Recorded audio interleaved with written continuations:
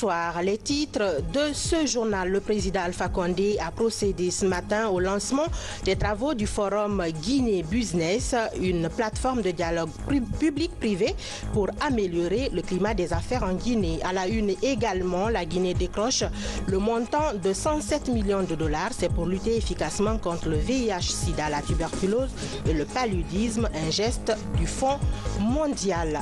Enfin, vous aurez les échos du lancement de la deuxième édition de la lutte traditionnelle dans le Badiar, une compétition qui met aux prises plus de 10 lutteurs. C'est tout pour le sommaire. Bonsoir et bienvenue dans ce journal. Le président Alpha Condé a lancé ce matin les travaux du forum Guinée Business, une plateforme de dialogue public-privé dont l'objectif est d'améliorer le climat des affaires en Guinée. C'était en présence de plusieurs personnalités et hommes d'affaires. Compte rendu, Sanassi Keita. Guinée Business Forum, plateforme nationale du dialogue public-privé pour l'amélioration de l'environnement des affaires. L'événement, présidé par le chef de l'État, Professeur Alpha Condé, mobilise plusieurs personnalités guinéennes et étrangères, ainsi que des représentants du secteur privé. Dans le but de soutenir et d'impliquer le secteur privé dans la mise en œuvre de la politique de développement de notre pays, le gouvernement, avec l'appui du groupe de la Banque mondiale, a mis en place un outil dénommé Dialogue public-privé DPP. Cet outil a permis de mettre ensemble tous les acteurs concernés dans l'identification des contraintes et des difficultés que le secteur privé rencontre afin de proposer au gouvernement des actions qui doivent conduire à des réformes et à des changements de comportement pour l'amélioration du climat des affaires dans notre pays. Dans cette optique, le dialogue public-privé s'inscrit dans une dynamique de responsabilité partagée entre les services publics et le secteur privé pour appliquer les réformes adoptées consensuellement afin de favoriser un climat favorable aux affaires et attractif pour les investisseurs. Les représentants du groupe de la Banque mondiale et de la plateforme nationale du dialogue public-privé se réjouissent de l'organisation de ce forum qui, pour eux, va à coup sûr permettre d'améliorer davantage le climat des affaires en Guinée. Avec les équipes du groupe de la Banque mondiale, ces acteurs ont travaillé d'arrache-pied au cours des derniers mois afin de faire aboutir la mise en place de ce forum.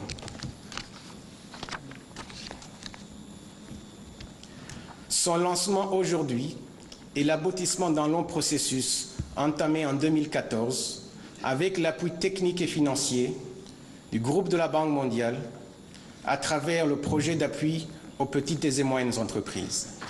Excellences, Monsieur le Président de la République, Mesdames et Messieurs, il a été dit, la Guinée est une terre d'opportunités. Le sol et le sous-sol guinéen regorgent de richesses considérables. Pour valoriser ce potentiel, la Guinée a un besoin impératif de mobiliser les capitaux du secteur privé, domestique et international. Excellences, Monsieur le Président de la République, ce jour est un de ces jours à marquer d'une pierre blanche. Il marque assurément un tournant dans l'histoire économique et sociale de notre pays. Ce ne sera pas un chemin facile, car il faudra à chacun des acteurs de ce dialogue pour accepter les contraintes, les problématiques des uns et des autres. C'est ainsi que nous développerons une culture du dialogue public-privé, un sens aigu du service public et de la responsabilité sociale des entreprises. Tout un gage d'un meilleur avenir. Vivre ensemble. Ce lancement du cadre de concertation entre l'administration et le secteur privé est une illustration parfaite de la volonté affichée par le président de la République de faire du secteur privé le levier de la création de richesses et d'emplois en Guinée. L'État peut créer les conditions les plus favorables à l'émergence de l'investissement privé. Mais sans investissement privé, un pays ne peut pas se développer. C'est vrai aussi que pour que l'investissement privé puisse s'épanouir, il a besoin d'un certain nombre de conditions au niveau de l'État. Il faut reconnaître que ces conditions ne sont pas encore tout à fait remplies. Beaucoup d'hommes d'affaires se plaignent du retard et de la bureaucratie au niveau du gouvernement. C'est vrai. Mais nous avons étudié l'exemple d'autres pays, Singapour, Rwanda, Kenya, Éthiopie, pour voir quelles leçons pouvons-nous tirer de leur expérience pour améliorer notre fonctionnement, notre administration. À l'issue de cela, nous allons faire une série de réformes. Nous voyons déjà que la création de l'agence pour l'investissement privé, ce qu'elle a apporté.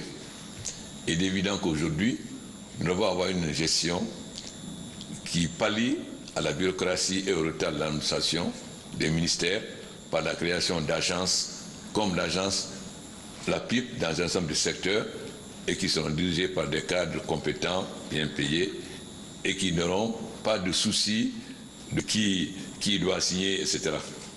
Donc nous allons améliorer d'abord le fonctionnement de l'administration. La deuxième, c'est la sécurité. Il est évident que s'il y a le grand banditisme, cela ne peut pas favoriser, donner confiance. Nous sommes donc en train de réformer les services de sécurité et leur donner les moyens véritables de lutter contre le grand banditisme. Parce que le grand banditisme utilise des armes de guerre. Donc ce n'est pas des petits bandits. Il faut savoir concrètement comment se battre contre eux. C'est pourquoi nous allons renforcer le BAC et les patrouilles de la gendarmerie et de l'armée pour lutter les BAC contre le grand banditisme à Conakry et l'armée et la gendarmerie pour les patrouilles pour lutter contre les coupeurs de route. Le troisième, c'est la justice, monsieur le ministre d'État. Il arrive parfois que les gendarmes arrêtent des grands bandits et que ces grands bandits soient libérés ou arrivent à fuir et ils recommencent. Donc, la réforme de la justice doit continuer, monsieur le ministre d'État. Car si les hommes d'affaires n'ont pas confiance en la justice, évidemment, ils ne sont pas encouragés à investir. Or, il arrive très souvent qu'un client de la banque qui a tort gagne le procès contre la banque. Monsieur le ministre d'État à la justice, la réforme est extrêmement importante. Il y a eu déjà la réforme, la création du Conseil supérieur de la magistrature. Nous sommes en train de créer le tribunal de commerce. Mais nous ne devons pas être fiers de ce que nous avons fait. Nous devons surtout voir qu'est-ce qu'il nous reste à faire. C'est bien de gagner 18 places, mais 150 c'est très loin. Si vous dites que la Guinée est 50e, on peut être fier. Donc, ce n'est pas le bon qui compte, c'est d'où on vient. Alors, où on doit aller. C'est vrai aussi que le retard de la Guinée n'est pas un phénomène divin. Nous allons nous expliquer pourquoi la Guinée, qui est dotée de tant de richesses et qui était la colonie française qui avait le plus d'avions en retard. Parce qu'il faut que la jeunesse guinéenne comprenne pourquoi. Mais ce n'est pas ça l'objet du débat aujourd'hui. Le débat aujourd'hui, c'est quelles sont les réformes que nous allons faire au niveau de l'État pour créer les conditions les meilleures à l'investissement privé. Mais aussi au changement d'esprit des hommes d'affaires guinéens. Pendant longtemps, ils se sont cantonnés dans le commerce, ce qui est facile, import-export, gain rapide, mais qui ne développe pas un pays. Pour qu'un pays se développe, nous devons consommer ce que nous produisons et produire ce que nous consommons. C'est ça qui peut développer un pays. Un pays ne peut pas se développer sans industrialisation. Il est vrai aussi qu'il y a beaucoup d'handicaps, d'avoir de l'énergie. Un pays ne peut pas se développer sans énergie. Donc, s'il n'y a pas d'énergie, il est évident que si les entreprises doivent fonctionner à coup de groupes électrogènes, ils ne seront jamais concurrentiels. Nous avons fait beaucoup de progrès, nous continuons à en faire. Parce que le barrage de Soapiti est en construction, le barrage de Koukouchamba, l'appel d'offres est en dépouillement, le barrage de Foumi, l'étude de faisabilité est terminée, etc. Comme beaucoup de barrages, sans compter l'énergie solaire. Ce cadre de concertation publique-privée permettra de lever toutes les contraintes liées au développement du climat des affaires en Guinée. On enchaîne avec ce communiqué qui nous vient de la présidence de la République. Dans le cadre du renforcement des liens d'amitié et de fraternité existants entre la République de Guinée et l'Émirat du Qatar, Son Altesse Cheikh Tamim bin Hamad Al Thani, émir du Qatar, effectuera à compter du jeudi 21 décembre 2017 une visite de travail et d'amitié à Conakry. Sont conviés à prendre part au cérémonial d'accueil prévu à 15h30 à l'aéroport international de Conakry-Bessia. Les personnalités ci-après. Monsieur le Président de l'Assemblée nationale, Monsieur le Premier ministre, chef du gouvernement, Monsieur le Président de la Cour suprême, Monsieur le Président de la Cour constitutionnelle, Monsieur le Président de la Cour des comptes, Madame la Présidente de la Haute Autorité de la Communication, Madame la Présidente du Conseil économique et social, Monsieur le Médiateur de la République, Monsieur le représentant de la Grande Chancellerie des Ordres nationaux de Guinée, Monsieur le Président de la Commission électorale nationale nationale indépendante, Monsieur le Président de l'Institution nationale indépendante des droits humains, Monsieur le haut représentant du chef de l'État, Monsieur le chef de file de l'opposition, Mesdames et Messieurs les membres du gouvernement, Mesdames et Messieurs les ministres conseillers, membres du cabinet présidentiel, Monsieur le chef d'état-major général des armées, Monsieur le haut commandant de la gendarmerie nationale, Messieurs les chefs des états-majors des armées de terre, de l'air et de la marine, Messieurs le chef d'état-major particulier de la présidence, Messieurs les directeurs généraux de la police, de la douane et des conservateurs de la nature, Mesdames et Messieurs les chefs des missions diplomatiques et les représentants des organisations internationales, Monsieur le gouverneur de la ville de Conakry. Conakry, le 20 décembre 2017, signé Moussa Cissé, directeur du bureau de presse de la présidence de la République. Très bientôt, les jeunes Guinéens vont figurer parmi les meilleurs basketteurs du continent, ceci par le biais du projet Africa NBA, un projet de formation spécialisé dont le promoteur a été reçu en audience par le président de la République. C'était cet après-midi.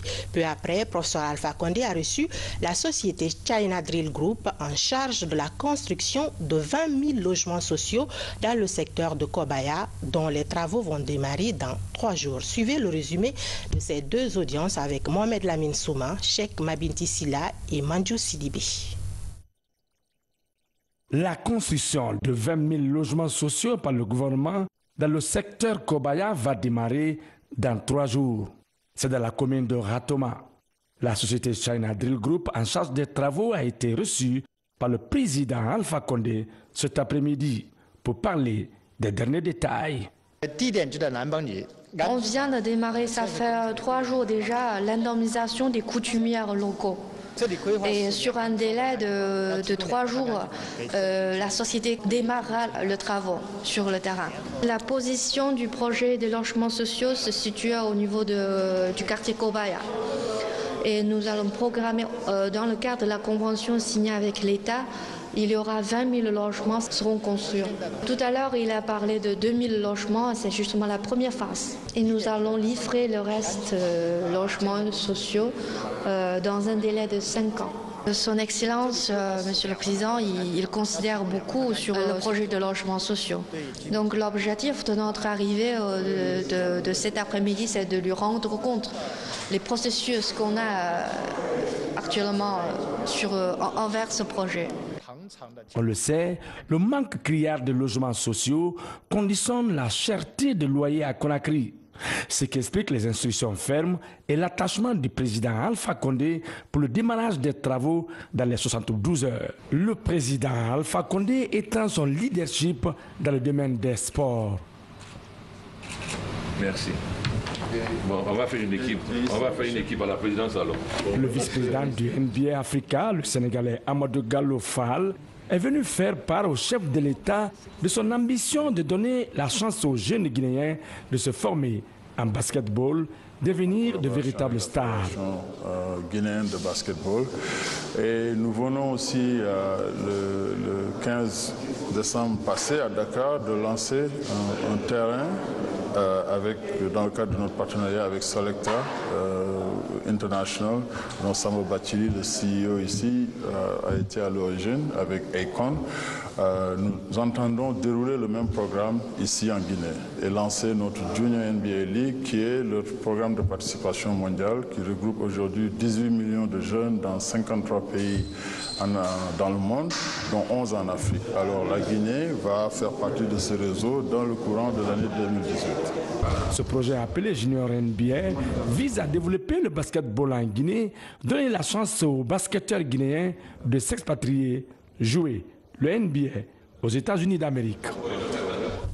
Coordination de l'action de l'État en mer. Une question taraude les esprits, celle de savoir comment tirer profit de l'économie maritime en respectant les conventions internationales de sécurité des navires et des installations portuaires. En tout cas, cette préoccupation est l'un des défis à relever par le projet de loi portant sur le code de la marine marchande. Explication Fodé Camara. Les nouveaux enjeux du secteur maritime sont liés à la pollution par les eaux usées des navires. mais aussi la piraterie, de plus en plus fréquente dans le golfe de Guinée. Tous les pays du golfe de Guinée sont confrontés à ce fléau qui est en train de gangréner l'économie de notre sous-région. Vous savez, la piraterie, les actes de brigandage, tous ces actes-là qui interpellent tous les acteurs de la mer à se donner la main pour faire face à ce grand défi. Pour faire face à toutes ces menaces, le code de la marine marchande est révisé. Une révision qui tient compte des nouvelles exigences du commerce international. Nous tirons une bonne partie de notre nourriture de la mer. Donc il faudra que cette faune maritime aussi soit protégée, que le commerce ne soit pas seulement celui-là qui vient détruire justement l'habitat de cette faune maritime. Financé par la Banque mondiale à travers le programme d'appui à la gouvernance dans le secteur minier. Ce projet de loi portant sur le code de la marine marchande vient conforter l'action de l'État en mer. Ceci dans un esprit de synergie d'action des différents acteurs du secteur maritime et portuaire. Si la marine marchande intègre aujourd'hui, prend en compte toutes les nouvelles dispositions internationales, ça permettra d'améliorer progressivement et de rendre plus performant le port autonome de Conakry. Et ça va booster quand même le trafic au niveau du port. Donc nous saluons cette révision aujourd'hui pour la validation. Aujourd'hui, il faut valider le texte provisoire. Quand il est validé, on sortira un texte qu'on enverra à l'Assemblée nationale pour que ça soit une loi. Ce code actuel est de 1014 articles. Donc il touche toutes les préoccupations du secteur maritime et portuaire. Avant le lancement de la procédure de promulgation par l'Assemblée nationale, cette nouvelle loi de l'économie maritime va éclairer la lanterne des acteurs sur le sauvetage des cargaisons en danger et le traitement des passagers clandestins, conformément aux principes humanitaires. Blanchiment des capitaux, corruption et financement du terrorisme, ces trois fléaux gangrènent actuellement nos sociétés. Là-dessus, une conférence scientifique vient de se tenir à l'université de Sonfonia. Une occasion pour la conférencière d'échanger avec les étudiants sur les conséquences et les moyens de lutte contre ces fléaux. Memouna Bella Diallo, reportage. La Guinée était avant 2010 classée sur la liste des pays non coopérants hors normes. Aujourd'hui, le pays est sorti de cette liste, mais il est important que les étudiants guinéens soient imprégnés de ces fléaux. Les engagements sont clairs, seulement ce n'est pas une seule action du gouvernement, la seule volonté politique qui puisse permettre à la Guinée de se débarrasser de ce fléau. Je pense que les conséquences sont très vastes, comme on a dit. Il y a déjà la déstabilisation du système économique qu'on ne voit pas tout de suite. Dès qu'il y a terrorisme, on voit surtout la menace pour la sécurité. C'est vrai que c'est le plus grave parce que à la clé, lorsqu'il y a des attentats terroristes, il y a toujours des victimes. Mais avant, il y a beaucoup de déstabilisation du tissu économique et donc ça met au final le pays en retard parce que ça favorise également la gangrène de la corruption. La conférencière, pur produit de l'université guinéenne, s'est spécialisée en droit bancaire et financier dans les universités occidentales. La pertinence et l'actualité du thème de son exposé n'ont pas manqué d'attirer l'attention et l'intérêt des participants.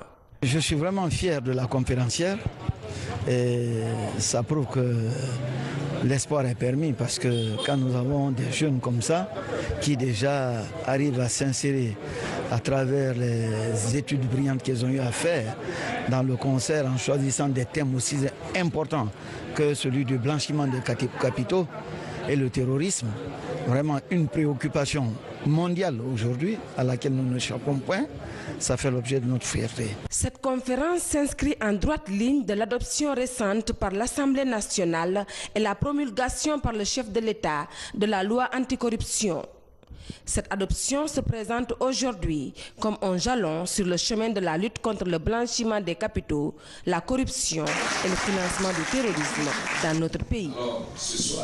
Justice, ouverture ce mercredi à la cour d'appel de Conakry des audiences dans l'affaire dite de Sangaredi. Plusieurs personnes sont poursuivies pour destruction de biens publics et privés et répondent des faits de rébellion. C'est le tribunal de première instance de Boké qui siège sur le dossier. Compte rendu Tierno Younoussaba. À la cour d'appel de Conakry, les magistrats du tribunal de première instance de Bokeh siègent sur l'affaire dite de Sangaredi. En tout, 56 personnes interpellées puis inculpées sont traduites en justice pour vandalisme de biens publics et privés. Les faits remontent en novembre dernier suite à une coupure générale d'eau et d'électricité dans la localité. Dans la salle d'audience, 27 accusés majeurs répondent des faits de rébellion et 29 autres mineurs sont renvoyés devant un tribunal pour enfants. Il y a eu le commissariat qui a été vandalisé, complètement brûlé. Il y a eu la gendarmerie qui a été vandalisée, complètement brûlée. Il y a eu la Société Générale des Banques également. Et aussi le RBQ de Sangaredi. Ils ont brûlé des véhicules. Alors, on a envoyé un renfort qui a permis l'arrestation de ces citoyens. Tous étaient pris dans les rues. Mais je vous assure, les dégâts qui sont faits à Sangaredi, si vous partez les voir, vous aurez les larmes aux yeux. Cela ne doit pas rester impuni, on ne doit pas continuer. À la barre, les droits de défense des parties sont assurés. Les avocats de la partie civile tentent de faire asseoir la culpabilité des présumés et ceux de la défense minimisent les infractions. En clair, chacun de son côté campe sur sa position.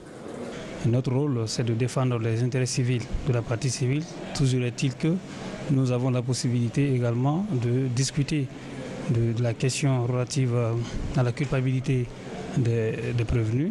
Et si cela est établi, nos intérêts civils également seront préservés. Donc nous allons contribuer à la manifestation de la vérité. Et à l'occasion de ce mouvement déclenché par l'ensemble de la population qui vit à Sangaredi, les forces de l'ordre sont allées arraser pêle-mêle des citoyens guinéens qu'ils ont écroués. Et puis voilà, aujourd'hui, on est en train de les juger. Et de toute façon, je suis avec mon bâtonnier maître Dina Sampir dans ce dossier pour défendre l'ensemble des prévenus. Ces audiences vont durer plusieurs jours. Au terme des interrogatoires au cas par cas, chaque accusé va être situé sur son sort par le président audiencier. Et puis cette décision de la CENI qui vient de nous parvenir, le président de la Commission électorale nationale indépendante CENI, vu la Constitution décide, article 1er, la clôture des opérations de dépôt des déclarations de candidature prévues le mercredi 20 décembre 2017 est prorogée jusqu'au mardi 26 décembre 2017 sur toute l'étendue du territoire national. Article 2. Les démembrements de la CENI, en collaboration avec les autorités administratives déconcentrées et décentralisées concernées, sont priés de prendre toutes les dispositions utiles en vue de l'application correcte et effective de la présente décision. Article 3. Le bureau de la CENI, les directeurs des départements et la direction des affaires administratives et financières sont chargés chacun en ce qui concerne de l'application de la présente décision.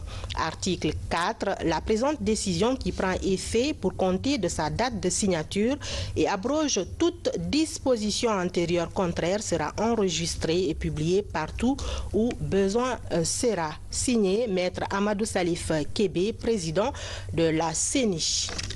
Dossier santé de ce journal, la Guinée décroche 107 millions de dollars pour lutter contre le VIH-Sida, la tuberculose et le paludisme, un financement du Fonds mondial pour soutenir les comités de lutte contre ces trois maladies. Reportage Samara Tolno, Valérie Talimanesh. Le Fonds mondial de lutte contre le VIH-Sida, la tuberculose et le paludisme offre 107 millions de dollars à la Guinée. Cette enveloppe est destinée à financer les projets de lutte contre ces maladies les 3 prochaines années. Avant le décaissement de la dite somme, les membres des différentes coordinations de lutte échangent sur les avancées du pays face au combat mené. Il y a des problèmes. Les problèmes liés encore aux insuffisances du système de santé, les problèmes liés au fonctionnement de nos laboratoires, mais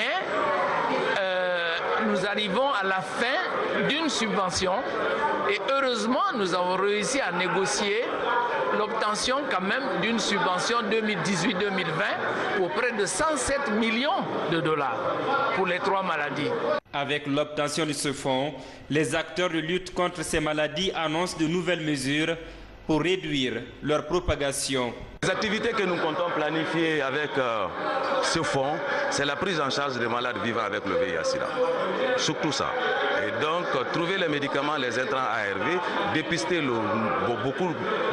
beaucoup plus de personnes et faire en sorte que ces malades qui seront dépistés, les malades qui seront dépistés soient mis sous traitement ARV. C'est un exercice trimestriel pour les membres de ces instances. Son objectif est d'harmoniser les efforts de tous les intervenants sur le terrain en vue d'éradiquer ces 3 principales maladies dans le pays. Technique de diagnostic et traitement du paludisme à Mafereya catholique relief service outille plusieurs agents des différentes directions préfectorales de la santé. Pendant 3 semaines, les participants ont eu droit d'intenses cours de paludologie pour plus d'efficacité dans le traitement de cette maladie tropicale. Tcherno Maroufba, Moussa Bangoura. En Guinée, de 44% en 2012, le taux de prévalence du paludisme a chuté à 15% en 2017. Une baisse due aux multiples efforts des autorités sanitaires et leurs partenaires. La formation du personnel sanitaire est l'une des armes utilisées pour atteindre ces objectifs. Venus des régions administratives de Nzérékoré, Kankan, Mamou et Farana, ces agents sont à nouveau outillés en paludologie. Durant 3 semaines, sur financement de catholiques Relief Service, ces participants ont bénéficié de l'expérience des experts sénégalais, maliens et guinéens en technique de diagnostic, de traitement et de prévention du paludisme. On a su comment faire la différence entre les moustiques, parce que nous on pensait que c'est tous les moustiques qui piquaient, mais on s'est rendu compte qu'il y a certains qui piquent et il y a d'autres qui ne piquent pas. Et certains transmettent le paludisme et d'autres ne transmettent pas. Et surtout la lutte antivectorielle, la prévention chez la femme enceinte, chez les enfants et les nourrissons. C'est une formation spéciale, c'est le cours de paludologie et comme vous avez vu, il n'y a pas que les aspects cliniques qu'on enseigne au personnel décentralisé, mais aussi la gestion du programme à ce niveau-là. Donc nous attendons beaucoup de cette formation. La première attente, c'est que ces lauréats, une vingtaine, puissent aller restituer ce savoir au niveau décentralisé et appuyer les formations sanitaires à suivre les politiques nationales, les guidelines au niveau national pour la prise en charge du paludisme. Avec cette nouvelle formation, le département de la santé entend réduire les foyers du paludisme à l'intérieur du pays.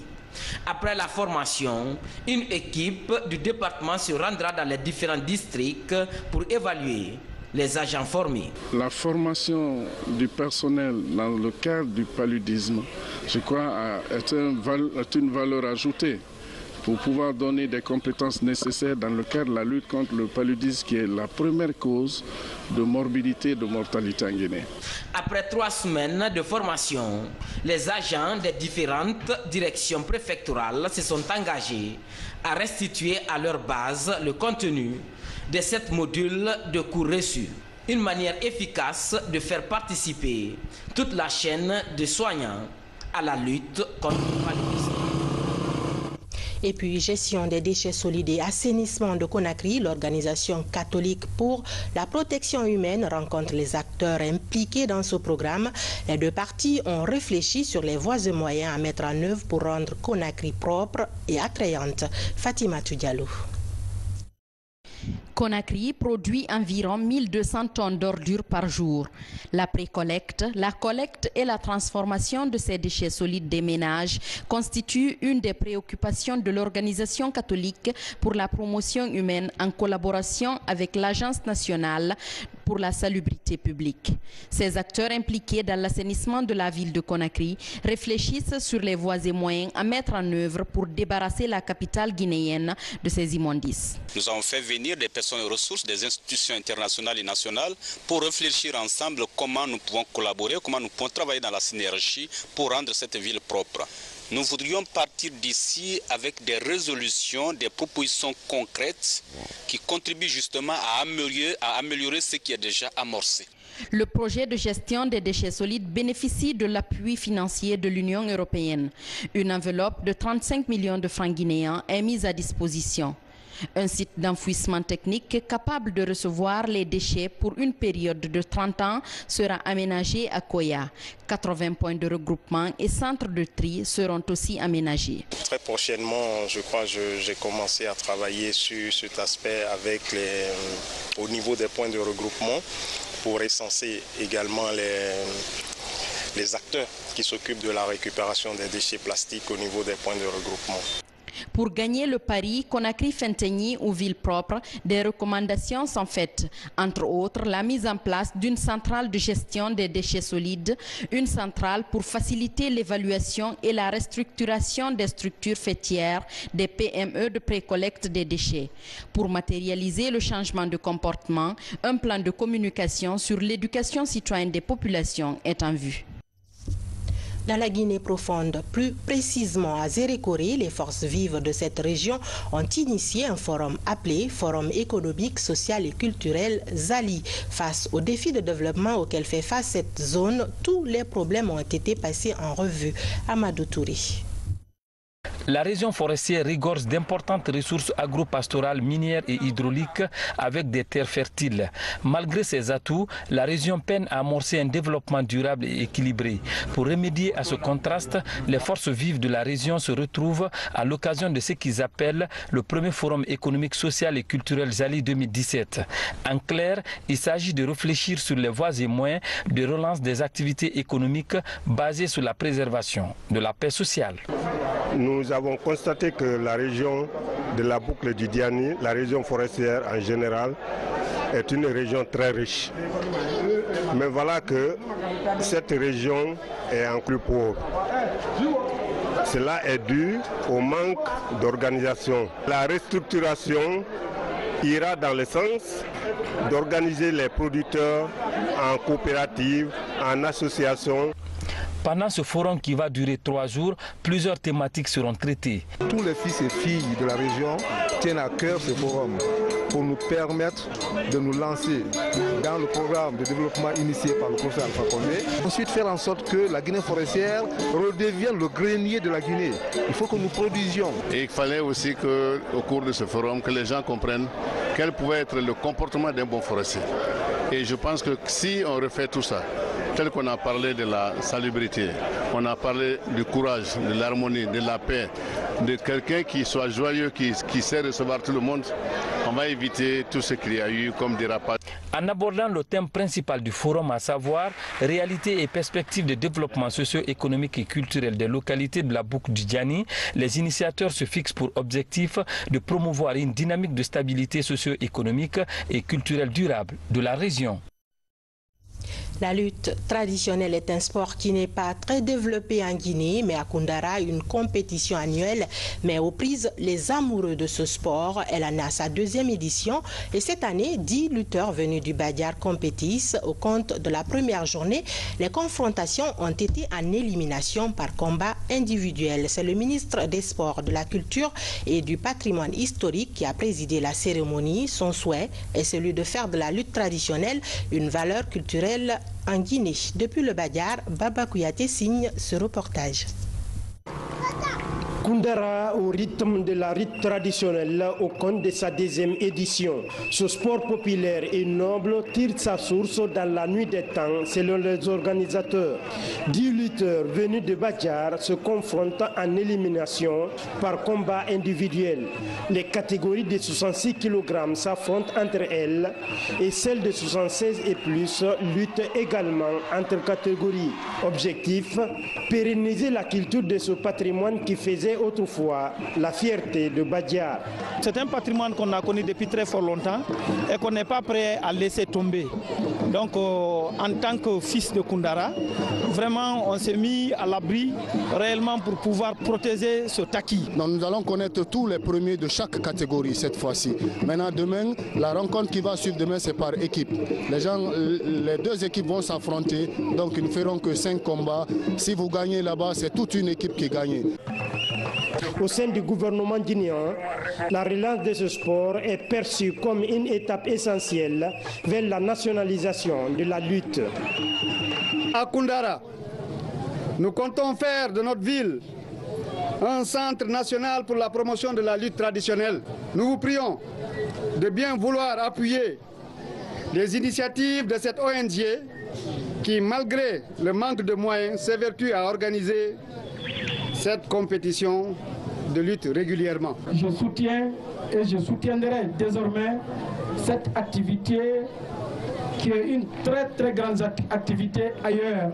Tout le monde dit que le football est le sport roi, mais au Sénégal, la lutte traditionnelle ou lutte africaine est le sport roi.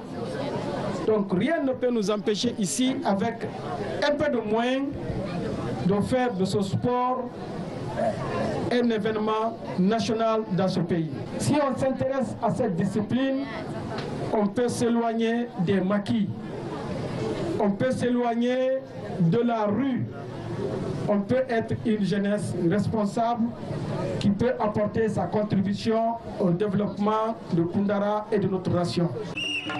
Cette compétition populaire va durer 2 jours. Les victorieux vont s'affronter ce mercredi par groupe. L'idée est de porter haut les valeurs culturelles de la Guinée.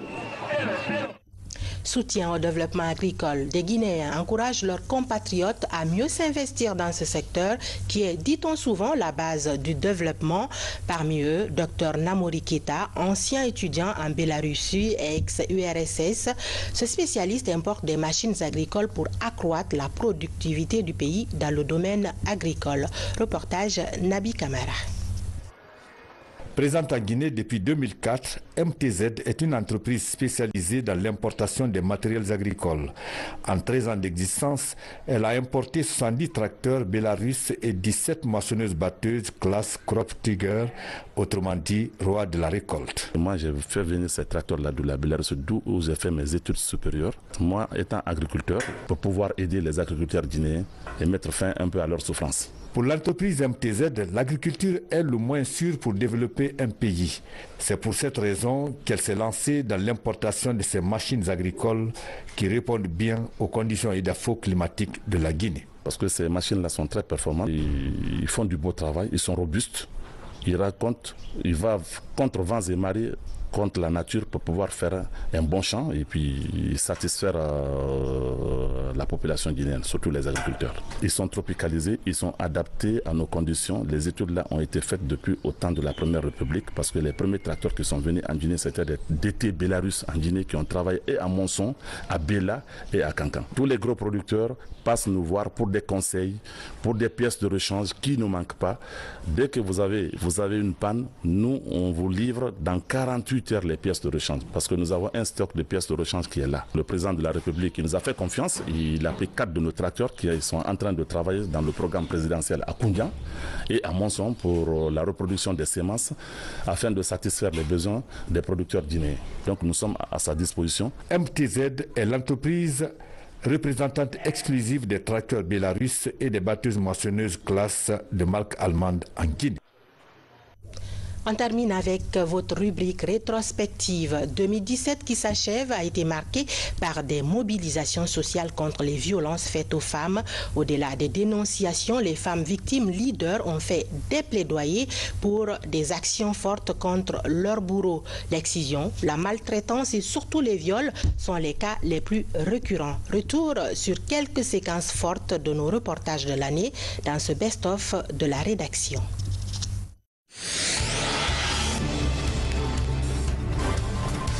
Selon la dernière enquête de démographie et de santé réalisée en Guinée, 97% des filles sont victimes de mutilation. Combattre la pratique sous toutes ses formes est un objectif prioritaire du ministère de l'Action sociale. Des mesures phares sont préconisées pour endiguer le phénomène. On a réussi à installer 681 organes communautaires de protection Et que sont les CLEF?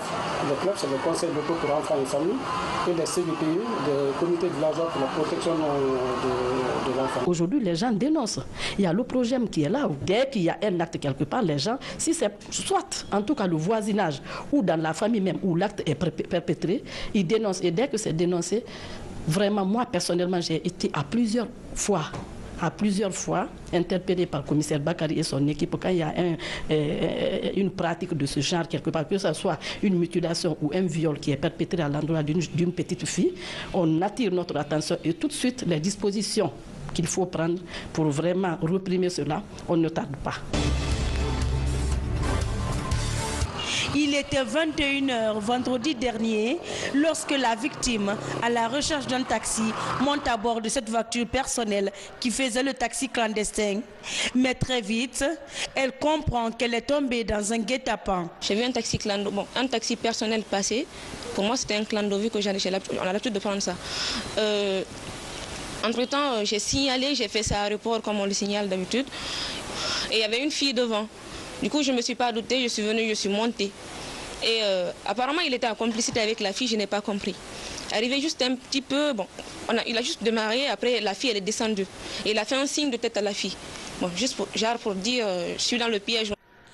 Le chauffeur aurait stationné dans un endroit obscur et aurait abusé de la victime par des attouchements des parties intimes. Une situation qui aurait duré jusqu'à 2h30 du matin, heure à laquelle une unité de la BAC de Nongo les appréhende en flagrant délit. Il m'a pris les photos nues, il m'a pris plusieurs photos. On est resté là, il me dit comme ça, tu ne vas pas m'oublier. Il me dit carrément, quand on finit ici, on va garder contact. Si, n'est-ce pas, tu ne respectes pas mes trucs, je vais publier ces photos sur Facebook. Conduit à l'Office de protection du genre, de l'enfance et de mœurs au Progem, le présumé violeur refute les faits. De la bourse du travail à la blouson de Kaloum, ces syndicalistes expriment leur indignation face à des pratiques qui portent atteinte à l'honneur de la femme. Trop de femmes, trop de filles souffrent. Les filles, quand elles viennent pour chercher de l'emploi, au lieu, quelquefois, c'est un échange qu'elles ont l'emploi. Femmes aussi, quand elles sont en milieu de travail, Dieu est témoin ce qu'elles subissent comme harcèlement physique, moral, verbal. Alors toutes ces formes de violence, nous disons désormais qu'il faut faire halte. Ces femmes syndicalistes plaident pour la pénalisation des actes de violence faits aux femmes. Nous, au niveau de l'Assemblée nationale, nous avons réussi à mettre un forum des femmes pour prendre les questions de femmes en charge. Au-delà de nos obédiences politiques, nous avons ce forum qui s'occupe des questions de femmes. Violente faite contre les femmes, c'est la violente faite contre les hommes, parce qu'il n'y a pas de l'homme sans femme. Hier, à Kaloum, nous avons recueilli 2 cas de viol. Il fallait le dire haut et fort. Et je pense qu'à travers cette mobilisation, nous allons réussir à alerter l'opinion nationale, les autorités religieuses, administratives, politiques, à tous les niveaux. Les rues, les bureaux et même les marchés ne sont pas restés en marge de cette action sociale. Cette affaire doit surtout inquiéter les parents, aussi interpeller les jeunes filles qui s'habillent très mal. Toute la société devrait se saisir de ce problème pour trouver une solution définitive. À l'issue de cette semaine de mobilisation et de sensibilisation, un document de plaidoyer sera déposé au président de l'Assemblée nationale et au ministre de la Justice, garde des Sceaux. Fini ce journal, merci de l'avoir suivi. Bonne soirée chez vous.